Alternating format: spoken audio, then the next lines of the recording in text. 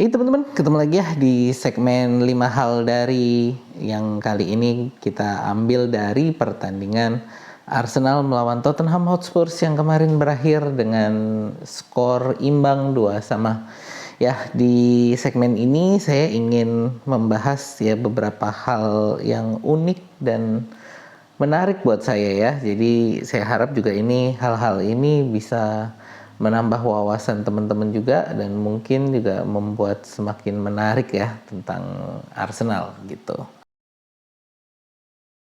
Ya, yang pertama kita mau bahas tentang banyaknya pemain yang cedera ya. Jadi sebelum pertandingan kita sudah ada daftar cedera itu eh, dari pertama Jurrien Timber ya dari awal musim, lalu ada Thomas Partey, lalu ada Gabriel Martinelli, dan tepat sehari sebelum pertandingan diumumkan itu bahwa Leandro Trossard itu tidak bisa ikut latihan karena cedera.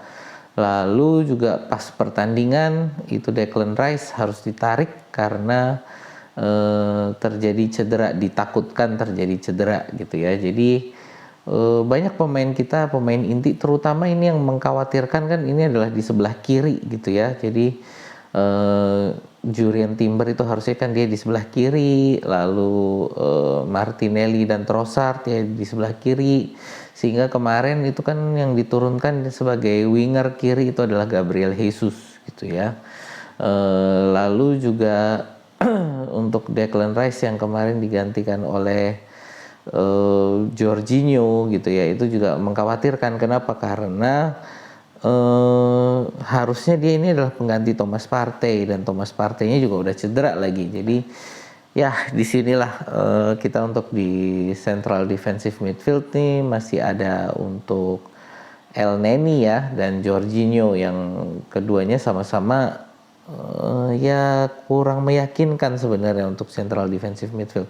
Jorginho sebenarnya bagus tapi ya dengan usia dia ya plus juga kemarin ya dia melakukan kesalahan.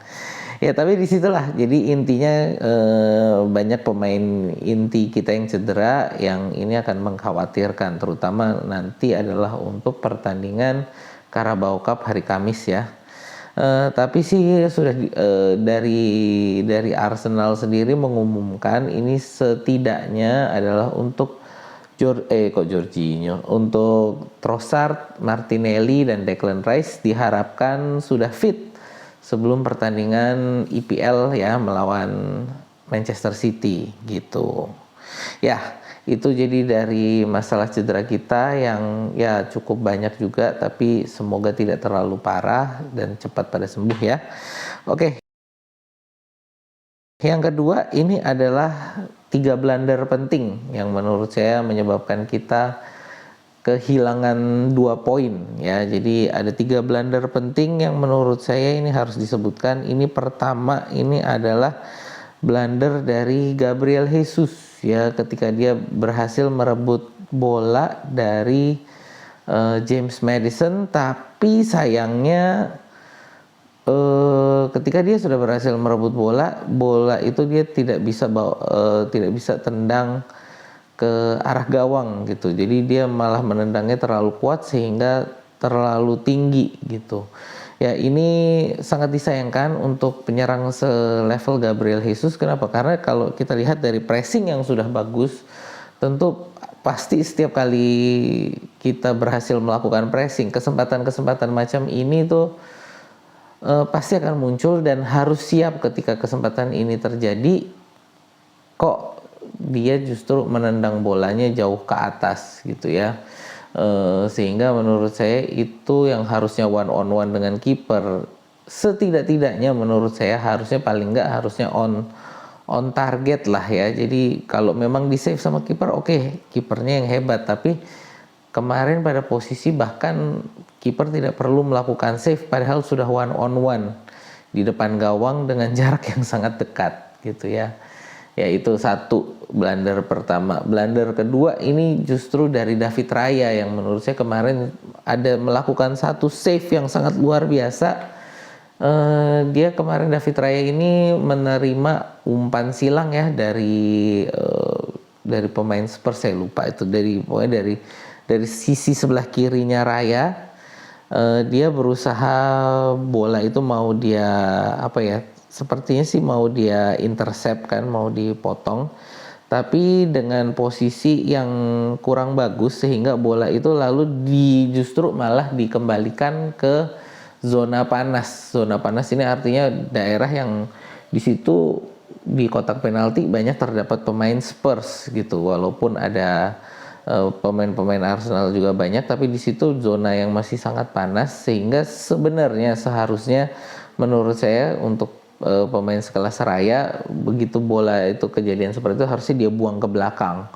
Jadi biarin aja itu jadi corner kick gitu, tapi justru dia masukkan dalam zona panas, terjadi perebutan dan bisa ditarik ke belakang lalu dikembalikan ke Son Heung-min, di mana Son itu juga melakukan gol pertama dia gitu ya. Jadi itu blunder kedua kita. Blunder ketiga tentu yang sangat terlihat jelas itu adalah Jorginho yang berhasil direbut bolanya ya setelah kick off, dan berakhir menjadi gol kedua itu ya, 2-2 gitu. Jadi ya ini adalah 3 blunder yang menurut saya kalau itu tidak terjadi harusnya kita, menurut saya skornya harusnya 3-0 gitu kan. Nah inilah jadi 3 blunder yang menurut saya membuat kita kehilangan 2 poin yang sangat penting ya di Emirates gitu. Nah yang ketiga, kalau yang ketiga ini menurut saya bukan dari apa ya, bukan dari pemain, bukan dari pelatih, tapi justru dari fans Indonesia yang menurut saya amat sangat terlalu reaktif banget. Reaktif dalam artian satu itu adalah David Raya ya, yang sebenarnya kemarin menurut saya di luar blunder itu bermain sangat bagus. Itu langsung pada balik lagi teriak-teriak, ayo cadangin Raya, masukin Ramsdale. Padahal sebelumnya ketika David Raya baru datang juga langsung pada teriak-teriak gitu kan, wah ini Ramsdale harus segera diganti, Ramsdale harus segera diganti. Ya, terjadi kejadian seperti kemarin, kebobolan 2, langsung pada bilang wah David Raya harus segera dicadangkan, balikin lagi Ramsdale. Ya nggak seperti itu juga gitu kan. Namanya pemain pasti kan ada 1-2 kali, apalagi goalkeeper ya, mereka melakukan kesalahan. Apalagi kemarin kesalahan Raya walaupun blunder menurut saya di situ ya, tapi bukan blunder yang terlalu serius lah gitu. Jadi masih bisa dimaafkan kalau menurut saya. Tapi fans Indonesia ini menurut saya terlalu reaktif sekali gitu kan. Yang kedua juga saya nggak begitu suka adalah bagaimana selalu mengkambing hitamkan Eddie Nketiah gitu. Dimana Eddie Nketiah menurut saya kemarin permainannya juga nggak terlalu jelek ya. Permainannya cukup bagus dan dia tidak ada blunder. Kerja keras juga dia ya, mengambil bola dari belakang ke depan gitu. Ya memang kemarin kalau menurut saya juga dia tidak terlalu banyak mendapatkan bola, sehingga ya kemarin tuh dia bisa dapat 1 kesempatan ya yang berhasil di save gitu. Tapi ya menurut saya permainan dia cukup cukup bagus lah gitu sebagai central forward ya. Jadi menurut saya nggak ada yang bisa disalahkan dari Eddie Nketiah dari permainan kemarin gitu ya. Itu jadi fans Indonesia yang menurut saya terlalu reaktif. Oke, keempat kita masuk ke yang positif lah ya kali ini, dan menurut saya ini adalah penampilan Bukayo Saka ya kemarin yang cukup luar biasa gitu. Walaupun permainan kemarin sebenarnya kalau kita lihat lebih berat ke sisi sebelah kiri ya karena Jesus di sebelah kiri, tapi kemarin itu Bukayo Saka di sebelah kanan itu juga area permainan kedua yang lebih lebih aktif gitu ya. Jadi sebelah kiri paling aktif, sebelah kanan lebih aktif, tengah ini yang memang kurang aktif gitu kan dari sisi permainan, karena memang Arsenal lebih bermain di flank ya, di sisi kiri dan kanan. Ya kemarin 2 gol itu semua tercipta dari permainan Bukayo Saka. Gol yang pertama itu oleh own goal ya dari Maddison, dihitung sebagai own goal. Kenapa? Karena tendangan Saka itu dianggap tidak on target, sehingga pantulan dari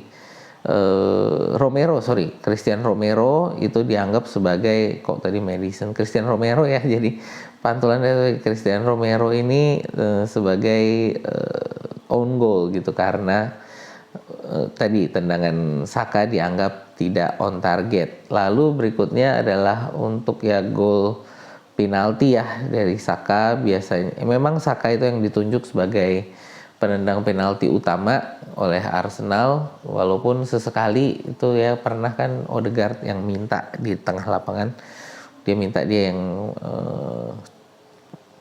yang menendang penalti sehingga lalu diberikan. Tapi ya dari permainan kemarin menurut saya Saka sangat bagus lah ya untuk permainannya, jadi memang sangat pantas untuk, kalau menurut saya, dianggap sebagai man of the match dari Arsenal gitu. Ya, yang terakhir menurut saya ini adalah derby London. Ini akan menjadi derby yang paling menarik untuk beberapa season ke depan ya. Bukan hanya season ini, bukan hanya musim ini. Kenapa? Karena kita lihat memang penurunan kualitas dari Manchester United, sehingga derby Manchester City Manchester United itu tidak akan terlalu seri, tidak akan terlalu kekuatannya akan jauh sekali lah, perbedaan kekuatannya. Sedang ini kemarin kalau menurut saya dari awal sebenarnya juga merasa bahwa Spurs ditangani oleh Ange Postecoglou ini memang kualitasnya sangat naik ya. Jadi saya juga setelah gol pertama kemarin masih sangat khawatir. Kenapa? Karena Ange Postecoglou ini dengan Spurs itu sering sekali melakukan comeback, dan benar mereka kemarin melakukan comeback walaupun tidak sampai menang gitu ya. Tapi bahwa permainan Ange Postecoglou ini sangat berani dan pasti akan mengagetkan banyak klub juga gitu ya, terutama klub-klub papan atas gitu. Nah inilah yang membuat saya merasa yakin bahwa ya ini North London Derby ini akan menjadi derby, bukan hanya menjadi akan ya, tapi menurut saya sudah menjadi derby yang lebih superior dibanding derby Manchester, derby Merseyside gitu ya. Jadi ini adalah derby yang sangat seru ya, pertandingan kemarin seru, panas. Banyak sekali emosi dan drama yang terjadi ya. Jadi bukan hanya kualitas permainan, tapi juga memang emosi di situ kualitasnya sangat terlihat gitu. Jadi ya dan ini adalah pertandingan yang memang sangat ingin dilihat oleh fans dari kedua kubu, bahwa pemain-pemainnya di sini mencurahkan semuanya lah, mencurahkan hati dan pikiran mereka dalam permainan, sehingga tercipta pertandingan yang menurut saya sangat seru gitu ya. Nah itu sih teman-teman, jadi 5 hal dari pertandingan Arsenal melawan Tottenham Hotspur kemarin ya.